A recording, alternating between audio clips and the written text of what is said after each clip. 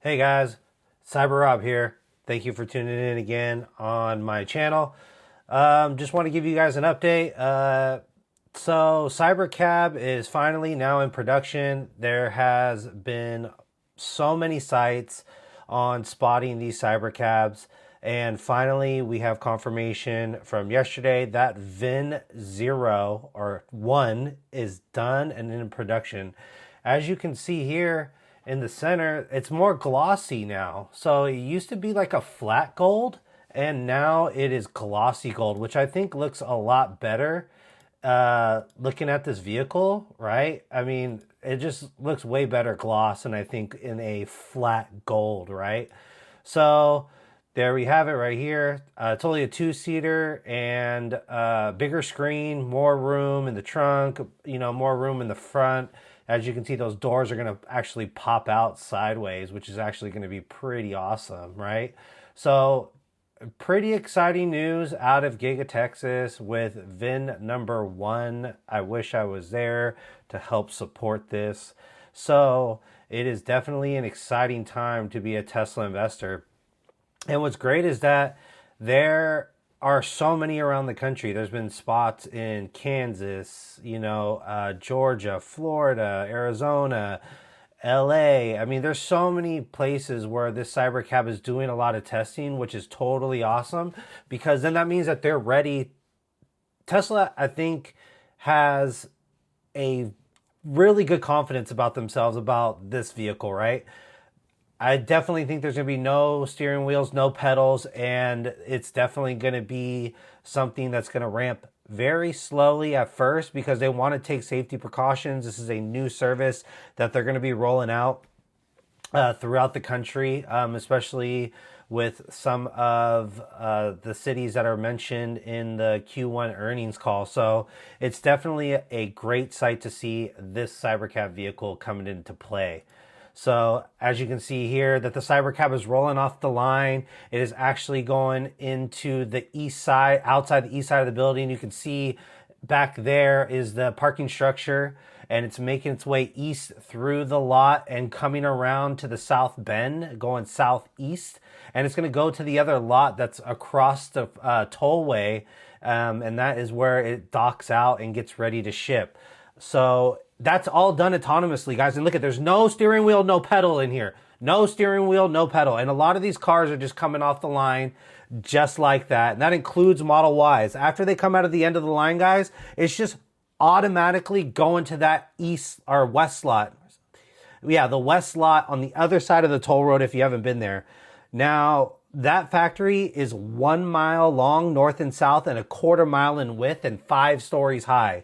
So this is a massive factory floor, which I have been in and have worked at, and it is awesome to the core, right? And this gives me a lot of confidence that Cybercab is going to be ready to be shipped out in those specific areas in the Q1 earnings. I think it was like Vegas, Phoenix. They're going to expand a little bit more, probably in Dallas, Houston, and the Bay Area, more than likely. Florida, I think, is in that mix. So it's definitely a great, exciting time to see this type of vehicle going at it. So it's just a totally awesome feel to see this gonna be rolled out to all of us here soon. So pretty excited about all of that. So yeah, I mean, I gotta get one. To be honest with you, I am going to get one. My whole fleet is, after is said and done, the 11 that I have is going to get hundreds of these cabs, and they're going to be throughout the country. I'm just going to let them go and let them be on that network 24/7. I might even just have one just for myself, just to take me from point A to point B and just pick me up like a chauffeur, or use one of my Model Ys, or I'm hopefully get the Model Y LR if it does come into the United States, which I think it is. So it's definitely a great feeling if Elon keeps his word and lets us buy these and take order on these deliveries, all right? So Cybercab milestone shifts focus from launch to ramp. So Q1 2026 materials now list Cybercab as pilot production at Giga Texas. I think they need to update that to just production, not even pilot, just production. And I think it's going to be a pretty good, decent ramp. I think last I heard they were having about 100 or so a week. They're going to scale that up pretty quickly to hundreds, if not then thousands. And I think thousands probably by next year, if I had to take a guess. So I don't know how many they're going to try to get in, like out of the line and everything for all that. So, I mean, you can just see that it's in the parking lot on that. I think it's west lot. North, south, east. Yeah, west lot of the toll road at the end of the line over there at the new one that's got the cyber tunnel. So that is a pretty awesome looking vehicle, and it's going to be a game changer of a vehicle, probably in the world and in the country first. So definitely exciting news about all of that. And I wanted to show you that the geofence area that Austin has been doing quite well on expanding their areas of unsupervised FSD and expanding their Robotaxi network throughout Austin, which is great. They haven't gone east of Manor yet, and then farther east to Elgin, and then south is like, I think it's Buda that's down there in south, Pflugerville's up north, Round Rock is up north. I used to live over there, so it's actually a great area to be in. Definitely reminds me of the Bay Area. Austin does. A lot of hippie vibes, especially in downtown Austin, off Congress. So it's definitely a great city to be in. And I am just super excited on what this is going to transpire for this. And the future is definitely going to be great upon us for this AI technology that's on wheels. So if you haven't already been in a Tesla and experienced full self-drive, I highly recommend you doing that. And there's also, you can actually do full self-drive at a Tesla delivery center. You can schedule an appointment to go test drive one of the vehicles and then be in full self-drive. I think once you get in full self-drive for the first time, I think you are just going to have an amazing time in that vehicle. And what's great about this is that my mom is going to come visit me, and she is going to experience full self-drive for the first time also. And she's also going to take my car down to San Diego and do a run to go on vacation. So I want to see how her experience is going to be with that. It's going to be definitely somebody who's a Tesla newbie. My mom's been in Tesla vehicles but never driven one. So when she drives it and then experiences full self-drive, I'll make sure I'll get a video of that for you guys just to see. My mom is 60. She is 60 years old this year.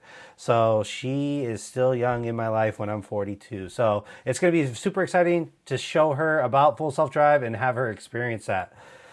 And I wanted to give you guys a little bit more of what it's looking like with this vehicle in different pictures. Like it says, like we're not even in Kansas anymore. It's so true. You can see how these gold wing doors just flop open. It reminds me almost like the Model X, right? The Model X has got the butterfly doors that come up, but this one actually comes out sideways, and it just looks awesome. And it's in the snow. You can see the temporary Texas license plates that's down here.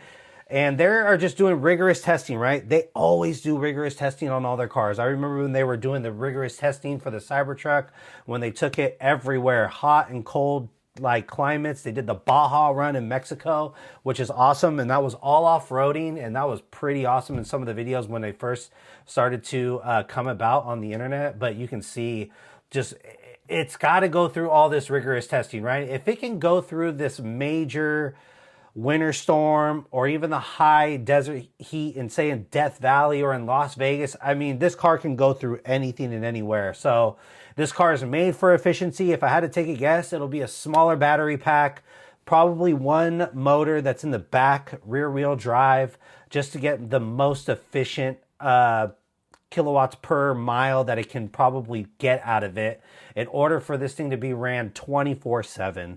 I mean, look at that was great. That's just a great shot right here. I mean, you cannot complain about this at all with this vehicle. This vehicle is going to make me money, and it could make you money. And stay tuned to the very end, because I'm going to show you some numbers that I have been kind of in my business plan on what the cost of what it could potentially make you. So we're going to keep going down the list. As you can see, that's, got the Robotaxi light that's in the puddle light that's underneath the doors. I do have these on the Cybertruck, but the Cybertruck has my Cyber Beast logo on top of that, which is pretty cool. And the Cybertruck logo, the triangular shape. So as you can see here, it's on the inside. You got the ambient lighting on the doors. You got ambient lighting on the dash, on the seats. It's pretty awesome. I got all ambient lighting in my Tesla vehicles too. Makes it just seem so much more spaceshipy, and it's awesome. Look at this. No steering wheel, no pedals. So and look at all this room that's in the front over there for you to stretch out. The screen is actually big. I think it's about the size of the Cybertruck screen. If not, it could be a little bit bigger. The new Model Ys that I have with the black headliner actually have a bigger screen, which I think is awesome in the vehicle. You can totally tell the difference between the old Model Y, new Juniper model without with the small screen and the gray headliner, and now you have the black headliner with the bigger screen. It just makes a chef's kiss on that one to tell you that this vehicle is awesome to be in. So got the Robotaxi light in the back. I think that they just did that, but it still looks pretty awesome with the light bar, as you can see, that goes across, just like the Model Ys that they have out now. And including the light bar that's in the front. You got the Robotaxi here still on the door when it's open. I'm sure that's extra lighting that they put on that, which is pretty awesome. Then they made some updates in the Robotaxi app. If you haven't been on the Robotaxi app before, it's definitely a cool app to be on. So if you're ever in the Houston, Dallas area, Austin area, they can show you where the geofence map is located. Take a ride. Just take a ride in one of these vehicles. I mean, if you've already been in a Tesla, you already know, right? If you know, you know. But if you haven't and you want to experience something that is going to be it's going to have such a big impact on all of us, I highly recommend that you get into one whenever you can. Then you have this one.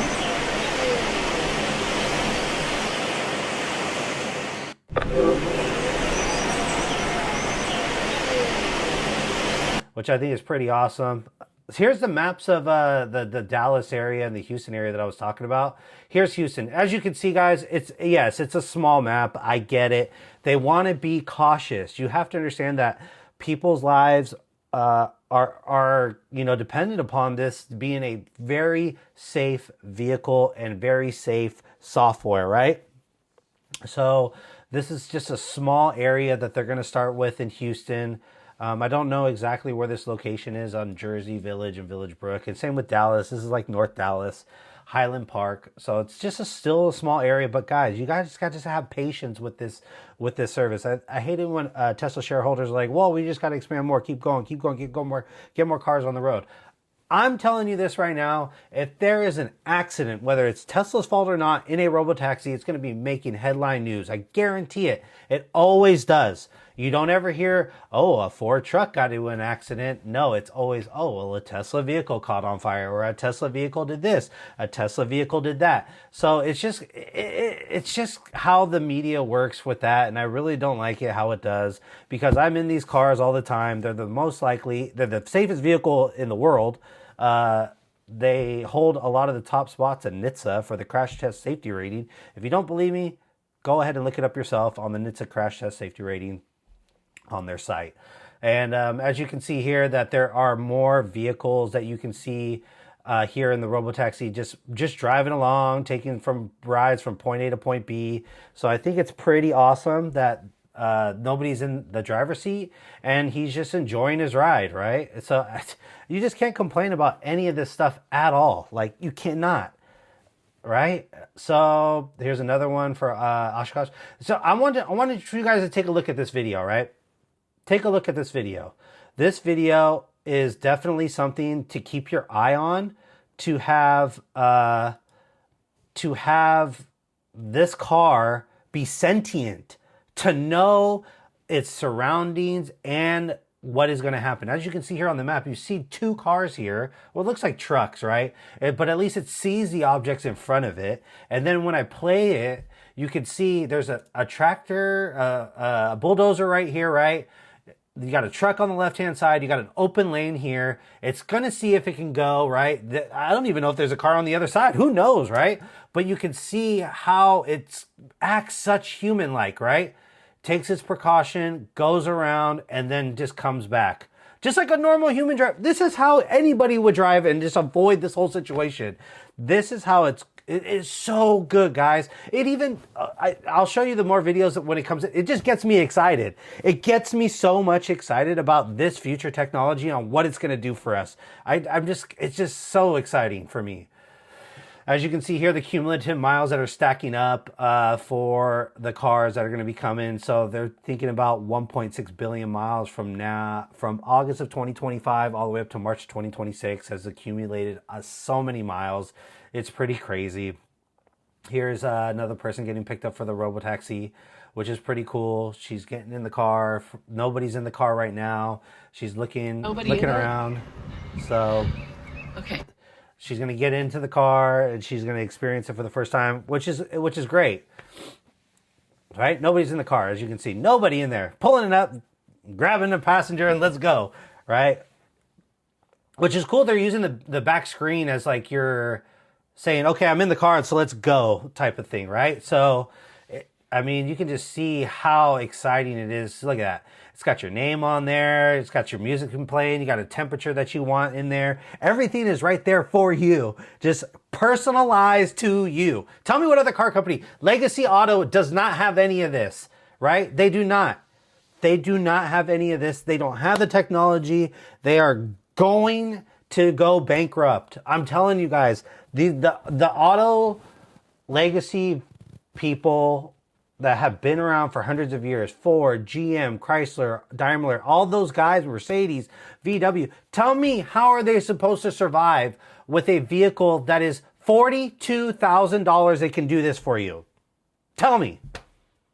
There is nothing. And this is where I'm trying to tell people, if you guys are afraid of AI, you cannot be.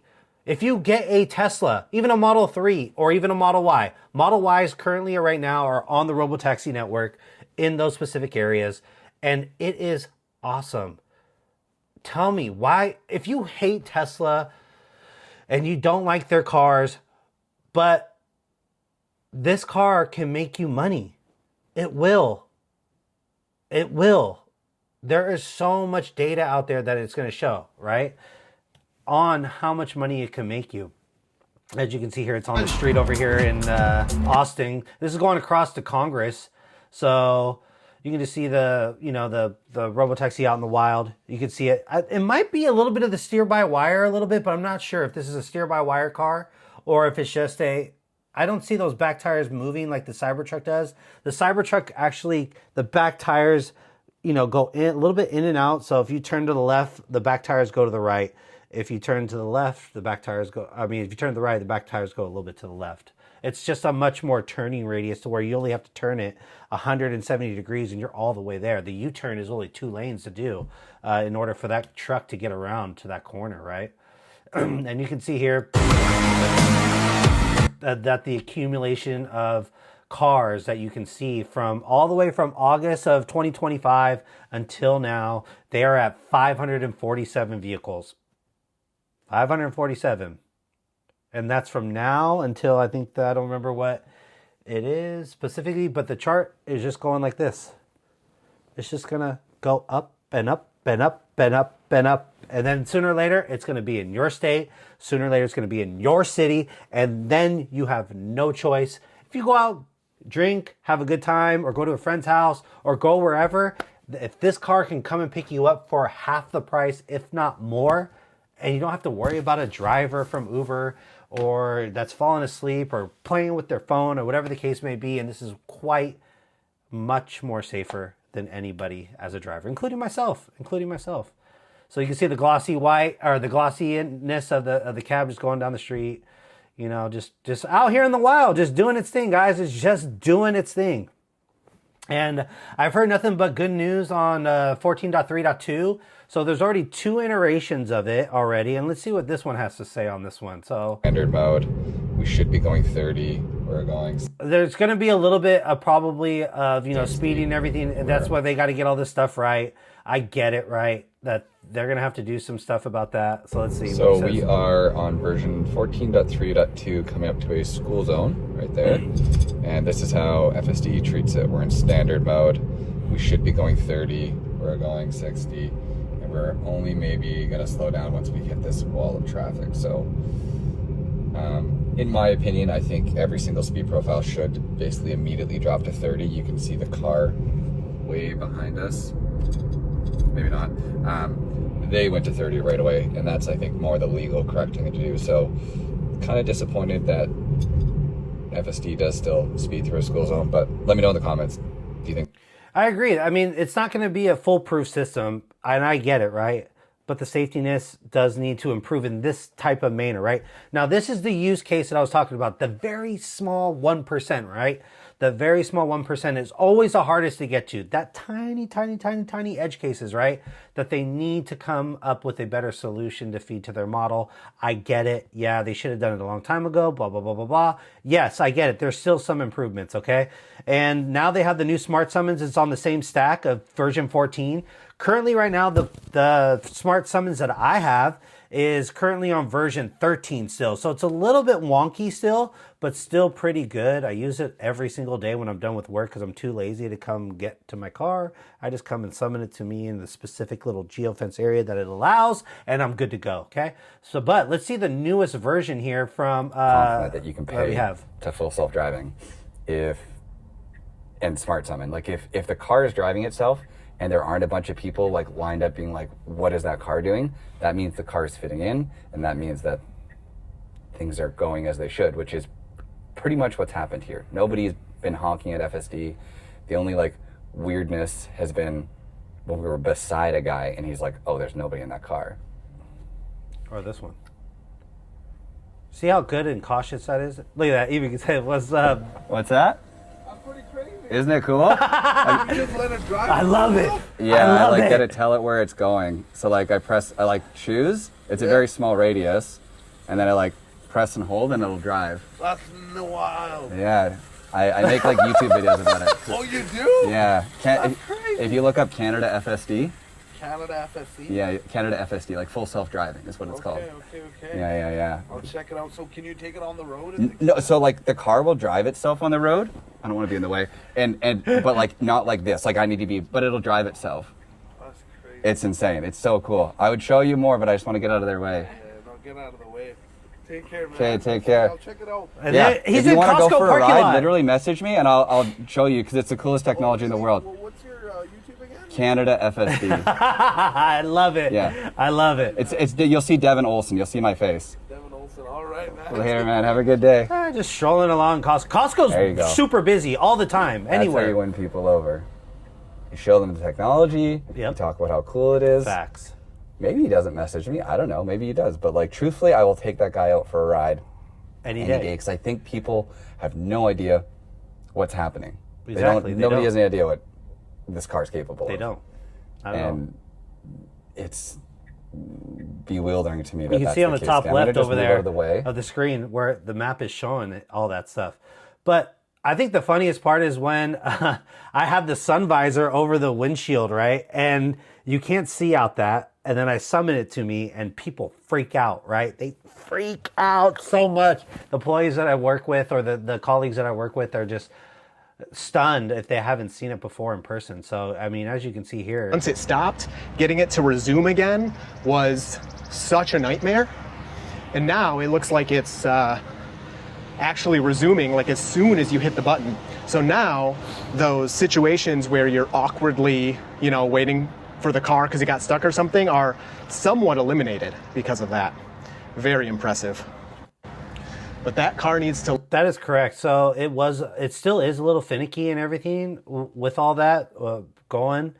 So it's definitely probably going to be a a fun time to be testing on version 14 for that smart summons. And you can see here, Tesla confirms FSD 15 will run on hardware 4, shares the release date, which would be awesome. Hardware 15 is going to be dope.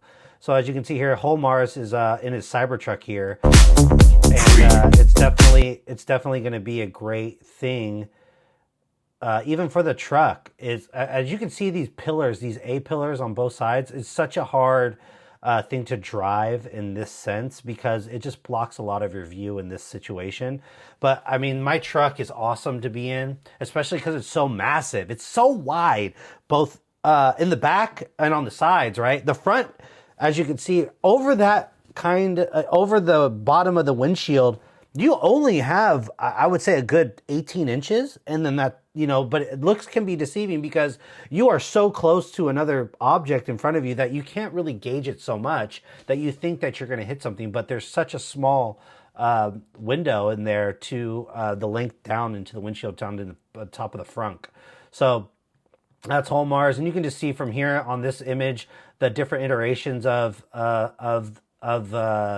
over the years on how it looks, right? And you can see from the Model S or X and how it is on the I think the portrait side. Yeah. Then it went to landscape, and then you can see as the iterations go on that you have no steering wheel, no pedals, right? There's more, full self-drive from whole Mars here in his Cybertruck, which is awesome. Still's not in smart summons yet, but I don't know if they activated smart summons on 14.3.2 on the truck. I'm just not sure. The next video is really interesting because it's going to show you what this sentient robot is all about. So you can see here, it's in there, right? Oh, look at this trailer. Oh God, he's doing it. Oh, it's reversing back in full self-drive. See, now this is what I would do as a human, right? Come back, give that trailer and that truck some room in order for him to clear the way, right? That is sentient, right? Knowing the surroundings and what's going on and adjusting to that surroundings, right? That is human sentient things of just being aware of the situations that the car is in, just like a human. So as you guys can see here, that's pretty much what I have for you. I wanted to show you some of my notes that I had here that I have from the business plan to show you what we're looking at. If let's say you do get a cyber cab, right?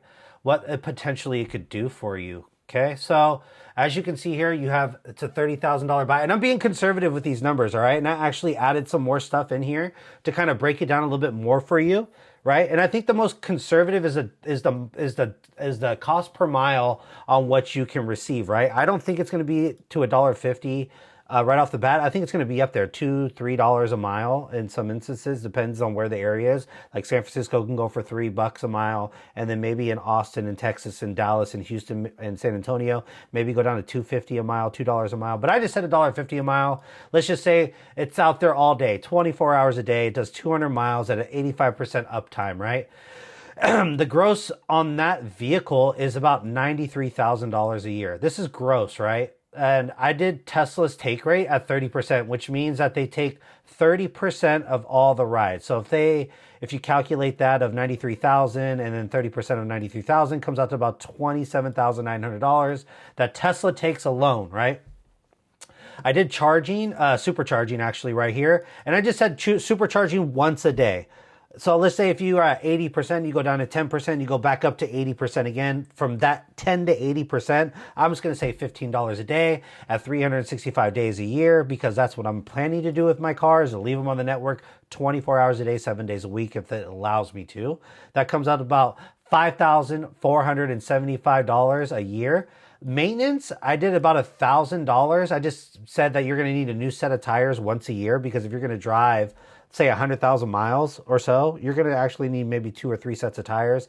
I'll just be on the conservative side and say 1 for now. Just depends if, how much driving it does and so on and so forth.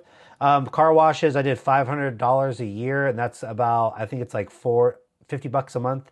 I think I did. Oops, I should be $600. Sorry.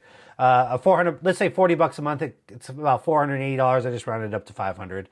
Insurance, this could fluctuate, right? I just put up there $3,600. That's $300 a month. I would say that is a very high estimate, right? Because currently right now I'm paying about $300 a month on the cars. So if you're on full self-drive for an X amount of time, like percentage-wise, say 90% of the time, actually, you have to be on it at 100% of the time because it's full self-drive Cybercab. So I think that this is a very conservative number. I think it's going to be like $100 a month, to be honest with you. But I'm just going to say $300, right? Let's say the car payment, let's say you did take out a loan, and it's actually, this shouldn't actually, I did a little miscalculation there. On that, I said $500 a month, right? So the $500 a month, that's $6,000 a year for the car payment, right? And then the FSD monthly subscription is $500 a month. A lot of people said that it's supposed to automatically come with the Cybercab. No, that's not how this works. It will be a FSD subscription on those Cybercabs. I don't care what anybody says. Some people are saying, oh, the $30,000 includes it because you have to put it on the network. That's not how it works. Okay? I'm telling you this right now. I can guarantee that you will have to pay a full self-drive monthly sub, even if it's at $1,000 a month. But the car is making you $93,000 a year. Come on now. I mean, yeah, they're going to double take. I mean, that's just what it is. You got to pay for the software in order for it to get better and better and better. Live with it. Okay? Because at the end of the day, you make $42,000 a year. Let me repeat that. $42,000 a year. That's after all of that is said and done, out of all the stuff that's above it, and you can just give or take maybe 5 or 10% more. Even if that is the case, $35,000 at the, let's say $30,000, right? If something foreseeable happens, you have to add a little bit more to this, right? $30,000 a year per car. Per car. In 1 year, that car is paid off, and you have nothing but net profit out of all that. Net profit. It doesn't even include if you do taxes for the depreciation of the car, the mileage of the car. All this stuff is all a write-off on top of that. So you're looking at substantially a better amount. So now you can see, right? You can be so against AI. You could be so afraid of AI. But if this car is the way to get into AI to make you comfortable, this is the way to go.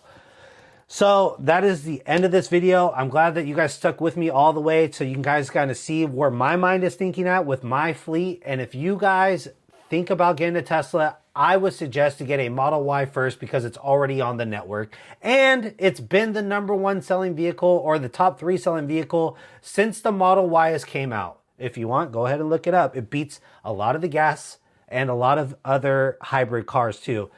And it sells. Guys, this car sells and it drives itself and it starts at $40,000, $42,000, I think, somewhere around there. So I want to say thank you guys for sticking with this all the way. I just want to give you a little bit of insights on that. Cybercabs are here and Cyber Rob is on this train to get hundreds, if not thousands of cars on this network to make me money 24/7, all right? Thank you guys for sticking with me. Thank you for all the new subs. I appreciate it. I mean, my first video got 1,400 views, and I'm super thankful for all you guys. And I'm just trying to show you how AI can work for you. All right, guys, late.